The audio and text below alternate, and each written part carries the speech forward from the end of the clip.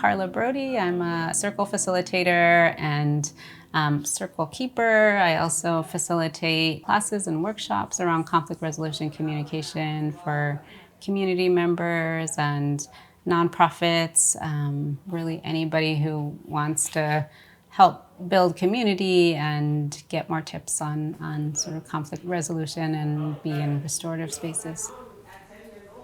So this space of being in circle together really is an opportunity for us to just lean into maybe being a little vulnerable and sharing whatever we feel comfortable sharing. It's an opportunity for us to listen to each other. The circle really has roots from indigenous folks here in this country, but circles are, people have been gathering in circles for many generations all over the world. We, the East Africans, Yeah. are known for having this group.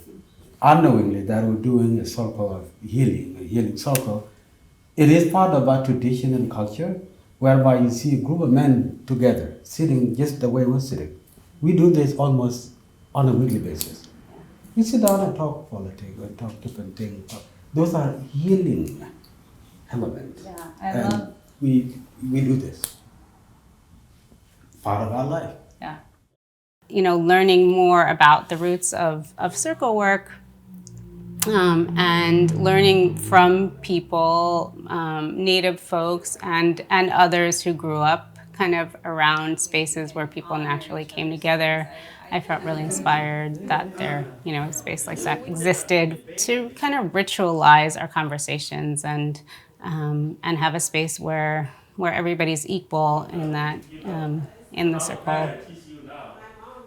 I think, you know, again, we all have collective wisdom, and I find that we, in my experience facilitating in these spaces, I feel like most people just get exactly what we need. I think it's really, circle work really is a space of storytelling, an opportunity for folks to get together and just sort of tell their stories and be asked to tell their stories, which I think sometimes is rare, even in families or spaces where we think we know each other well. We often are not asking each other difficult questions. One thing that's like pretty difficult for me is that, like, since I was born here in San Diego, I wasn't able to properly learn how to like speak Nuer really well.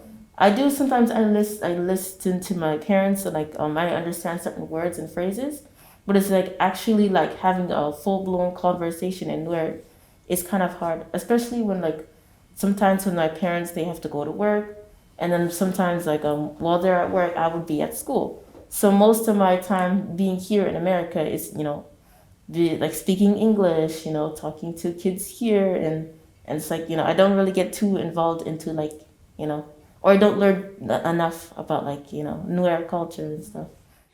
I really appreciate the opportunity to lean into my own vulnerability and self-reflect and learn from others. I think circle work is really a place for shared wisdom where everybody is a teacher and a learner at the same time. Can I go somewhere and do that right now with a bunch of kids? Can I go to a different country, not know the language, and raise them?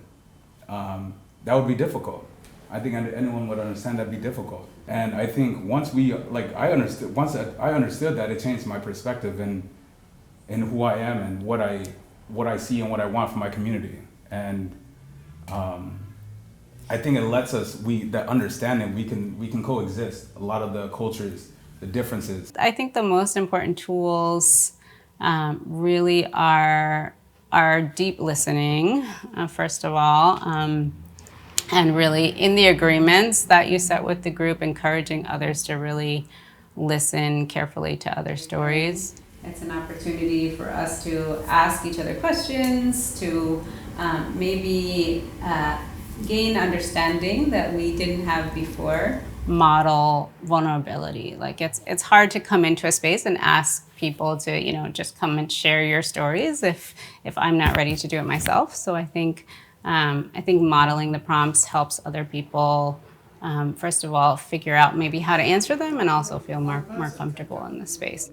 you don't need a lot of training, I think, to be able to facilitate a circle. And I think for folks that are interested in bringing people together, there's a lot of room for it to be used in nonprofit settings, in schools, for therapists and social workers and teachers to organize a circle really around a purpose that's important to folks.